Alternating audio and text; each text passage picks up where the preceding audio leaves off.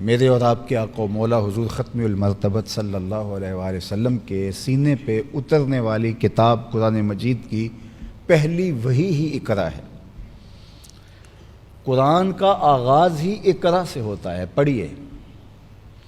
تو اس سے ہمیں یہ بات سمجھ میں آتی ہے کہ ہمارا دین کتنی اہمیت دیتا ہے علم کو۔ اور آقا کریم نے ارشاد فرمایا، جس پہ ناز کیا، انما بعثت معلمہ، مجھے معلم بنا کر مبعوث کیا گیا ہے، اس پہ ناز کیا۔ اور لوگوں سے کہا، خیرکم من تعلم القرآن وعلمہ، تم میں سے بہتر کون ہے؟ جس کے پاس جائیداد کے انبار ہیں؟ نہیں۔ جو قد و قامت میں جسامت میں بہت بڑا ہے؟ نہیں۔ جو بدنی طور پہ بہت توانا ہے، جس کا اثر و رسوخ لوگوں میں بہت زیادہ ہے، جس کا قبیلہ بہت بڑا ہے، جس کے پاس بھیڑ بکریاں زیادہ ہیں، جس کے پاس اونٹ اور وسیع چراگاہیں ہیں، وہ زیادہ افضل ہے؟ نہیں، بلکہ کیا، خیرکم، تم میں سب سے افضل وہ ہے من تعلم القرآن وعلمہ، جو قرآن سیکھتا ہے اور قرآن کو آگے سکھاتا ہے۔ تو سب سے افضل اشرف اس کو قرار دیا۔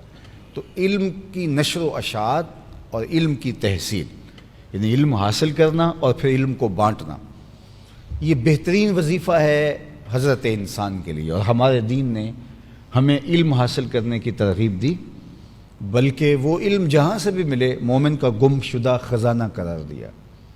کہا کہ اگر تمہیں طلب علم کے لیے دور دراز کے سفر بھی کرنے پڑے، کٹھن مسافتیں بھی طے کرنی پڑیں، تو اس سے بھی گریز نہیں کرنا۔ اطلب العلم ولو بالسین، علم حاصل کرو اگرچہ تمہیں چین ہی کیوں نہ جانا پڑے۔ تو چین کا لفظ اس لیے بولا گیا کہ وہ بہت دور دراز تھا عرب سے اور راستے بھی کٹھن تھے۔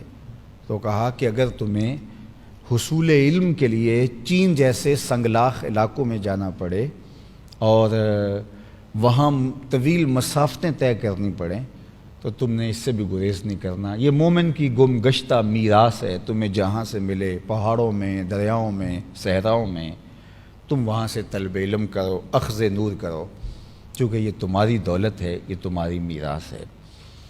تو ہمارے دین نے ہمیں علم کی ترغیب دی۔ امام غزالی علیہ رحمہ نے کہا احیاء میں کہ الناس کلہم موتیٰ الا العلماء، تمام لوگ مردہ ہیں لیکن علماء زندہ ہیں۔ حقیقی زندگی تو علم سے ہے۔ اگر علم نہیں ہے تو پھر گوشت پوست کا بنا ہوا انسان زندہ شمار نہیں کیا جاتا۔ تو کہا الناس کلہم موتیٰ، مخلوق مری ہوئی ہے لیکن زندگی اس کے پاس ہے جس کے ہاتھ میں چراغ علم ہے۔ پھر کہا والعلماء کلہم نیام الا العاملین، تمام علماء سوئے ہوئے ہیں، جاگتے وہ ہیں کہ جو اپنے علم پہ عمل بھی کرتے ہیں۔ اور پھر فرمایا والعاملون کلہم علی خسران الا المخلصین، تمام عمل کرنے والے بھی گھاٹے میں ہیں مگر جو اپنے علم میں خلوص اور للہیت کے چراغ کو بجھنے نہیں دیتے۔